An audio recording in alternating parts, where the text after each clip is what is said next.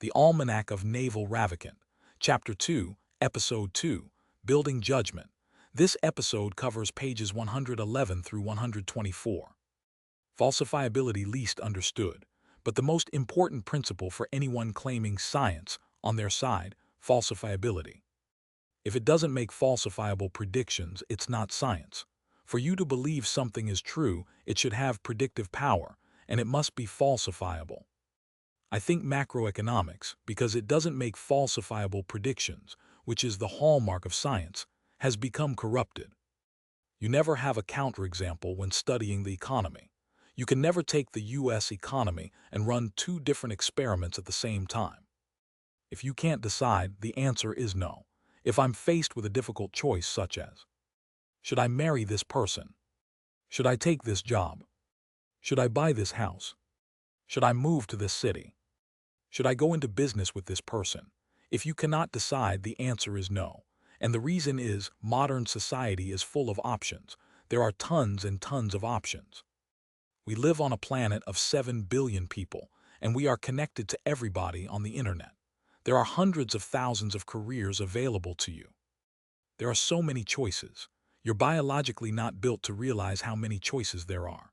Historically, we've all evolved in tribes of 150 people.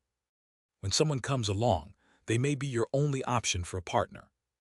When you choose something, you get locked in for a long time. Starting a business may take 10 years. You start a relationship that will be 5 years or maybe more. You move to a city for 10 to 20 years. These are very, very long-lived decisions. It's very, very important we only say yes when we are pretty certain. You're never going to be absolutely certain, but you're going to be very certain. If you find yourself creating a spreadsheet for a decision with a list of yeses and nos, pros and cons, checks and balances, why this is good or bad, forget it. If you cannot decide, the answer is no. Run uphill simple heuristic. If you're evenly split on a difficult decision, take the path more painful in the short term. If you have two choices to make, and they're relatively equal choices, take the path more difficult and more painful in the short term. What's actually going on is one of these paths requires short-term pain, and the other path leads to pain further out in the future. And what your brain is doing through conflict avoidance is trying to push off the short-term pain. By definition, if the two are even and one has short-term pain, that path has long-term gain associated. With the law of compound interest, long-term gain is what you want to go toward. Your brain is overvaluing the side with the short-term happiness and trying to avoid the one with short-term pain. So you have to cancel the tendency out. It's a powerful subconscious tendency by leaning into the pain. As you know, most of the gains in life come from suffering in the short term so you can get paid in the long term. Working out for me is not fun. I suffer in the short term, I feel pain. But then in the long term, I'm better off because I have muscles or I'm healthier. If I am reading a book and I'm getting confused, it is just like working out and the muscle getting sore or tired, except now my brain is being overwhelmed. In the long run, I'm getting smarter because I'm absorbing new concepts from working at the limit or edge of my capability. So you generally want to lean into things with short-term pain, but long-term gain. What are the most efficient ways to build new mental models? Read a lot, just read. Reading science, math, and philosophy 1 hour per day will likely put you at the upper echelon of human success within 7 years.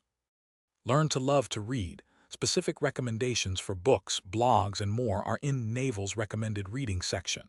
The genuine love for reading itself, when cultivated, is a superpower. We live in the age of Alexandria, when every book and every piece of knowledge ever written down is a fingertip away. The means of learning are abundant. It's the desire to learn that is scarce. Reading was my first love. I remember my grandparents' house in India. I'd be a little kid on the floor going through all of my grandfather's Reader's Digests, which is all he had to read. Now, of course, there's a smorgasbord of information out there. Anybody can read anything all the time. Back then, it was much more limited. I would read comic books, storybooks, whatever I could get my hands on. I think I always loved to read because I'm actually an antisocial introvert. I was lost in the world of words and ideas from an early age. I think some of it comes from the happy circumstance that, when I was young, nobody forced me to read certain things. I think there's a tendency among parents and teachers to say, "Oh, you should read this, but don't read that." I read a lot which, by today's standards, would be considered mental. Junk food. Read what you love until you love to read. You almost have to read the stuff you're reading because you're into it. You don't need any other reason. There's no mission here to accomplish. Just read because you enjoy it. These days, I find myself rereading as much or more as I do reading. A tweet from Ed Lacerda said, "I don't want to read everything. I just want to read the 100 great books over and over again." I think there's a lot to that idea. It's really more about identifying the great books for you because different books speak to different people. Then, you can really absorb those. Reading a book isn't a race. The better the book, the more slowly it should be absorbed. I don't know about you, but I have very poor attention. I skim, I speed read. I jump around. I could not tell you specific passages or quotes from books. At some deep level, you absorb them, and they become threads in the tapestry of your psyche. They kind of weave in there. I'm sure you've had this feeling where you pick up a book and start reading it and you're like, "This is pretty interesting. This is pretty good." You're getting this increasing sense of déjà vu. Then halfway through the book you realize, "I've read this book before." That's perfectly fine. It means you are ready to reread it. I don't actually read a lot of books. I pick up a lot of books and only get through a few which form the foundation of my knowledge. The reality is, I don't actually read much compared to what people think. I probably read 1 to 2 hours a day. That puts me in the top 0.00001%. I think that alone accounts for any material success I've had in my life and any intelligence I might have. Real people don't read an hour a day.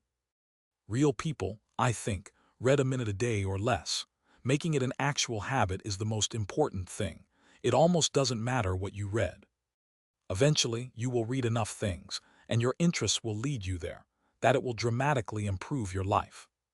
Just like the best workout for you is one you're excited enough to do every day, I would say for books, blogs, tweets, or whatever, anything with ideas and information and learning. The best ones to read are the ones you're excited about reading all the time.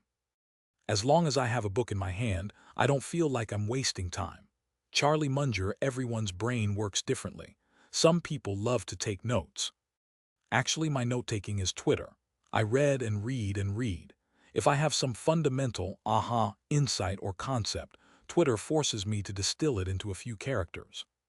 Then I try and put it out there as an aphorism. Then I get attacked by random people who point out all kinds of obvious exceptions and jump down my throat. Then I think, why did I do this again? Pointing out obvious exceptions implies either the target isn't smart or you aren't. When you first pick up a book, are you skimming for something interesting? How do you go about reading it? Do you just flip to a random page and start reading? What's your process? I'll start at the beginning, but I'll move fast. If it's not interesting, I'll just start flipping ahead, skimming or speed reading. If it doesn't grab my attention within the first chapter in a meaningful, positive way, I'll either drop the book or skip ahead a few chapters. I don't believe in delayed gratification when there are an infinite number of books out there to read. There are so many great books. The number of books completed is a vanity metric. As you know more, you leave more books unfinished. Focus on new concepts with predictive power. Generally, I'll skim. I'll fast forward. I'll try and find a part to catch my attention. Most books have one point to make. Obviously, this is nonfiction. I'm not talking about fiction. They have one point to make. They make it. And then they give you example after example after example after example, and they apply it to explain everything in the world. Once I feel like I've gotten the gist, I feel very comfortable putting the book down. There's a lot of these, what I would call pseudoscience bestsellers. People are like, "Oh, did you read this book?" Always say yes, but the reality is I read maybe 2 chapters of it. I got the gist. If they wrote it to make money, don't read it. What practices do you follow to internalize, organize information from reading books? Explain what you learned to someone else. Teaching forces learning. It's not about educated versus uneducated.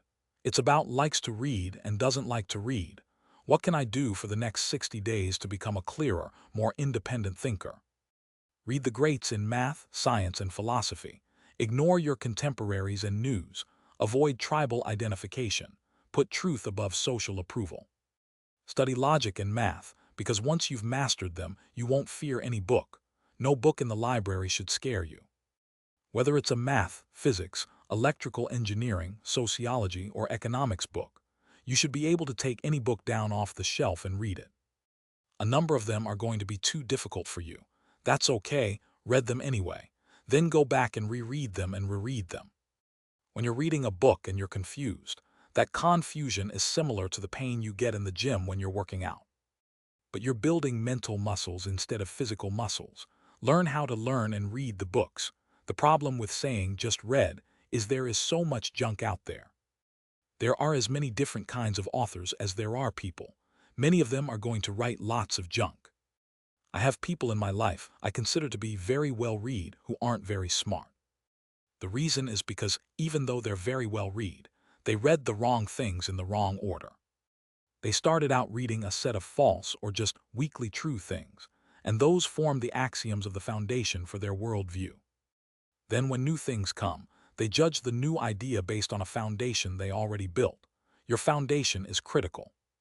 Because most people are intimidated by math and can't independently critique it, they overvalue opinions backed with math pseudoscience. When it comes to reading, make sure your foundation is very, very high quality. The best way to have a high-quality foundation, you may not love this answer, but the trick is to stick to science and to stick to the basics. Generally, there are only a few things you can read people don't disagree with. Very few people disagree 2 plus 2 equals 4, right? That is serious knowledge. Mathematics is a solid foundation. Similarly, the hard sciences are a solid foundation. Microeconomics is a solid foundation. The moment you start wandering outside of these solid foundations, you're in trouble, because now you don't know what's true and what's false. I would focus as much as I could on having solid foundations. It's better to be really great at arithmetic and geometry than to be deep into advanced mathematics. I would read microeconomics all day long, Microeconomics 101. Another way to do this is to read originals and read classics. If you're interested in evolution, read Charles Darwin. Don't begin with Richard Dawkins, even though I think he's great. Read him later, read Darwin first. If you want to learn macroeconomics, first read Adam Smith, read von Mises, or read Hayek. Start with the original philosophers of the economy. If you're into communist or socialist ideas, which I'm personally not, start by reading Karl Marx. Don't read the current interpretation someone is feeding you about how things should be done and run. If you start with the originals as your foundations, then you have enough of a worldview and understanding that you won't fear any book. Then you can just learn. If you're a perpetual learning machine, you will never be out of options for how to make money. You can always see what's coming up in society, what the value is, where the demand is, and you can learn to come up to speed. To think clearly, understand the basics. If you're memorizing advanced concepts without being able to rederive them as needed, you're lost. We're now in a day and age of Twitter and Facebook. We're getting bite-sized, pithy wisdom, which is really hard to absorb. Books are very difficult to read as a modern person because we've been trained. We have two contradictory pieces of training. One is our attention span has gone through the floor because we're hit with so much information all the time. We want to skip, summarize, and cut to the chase.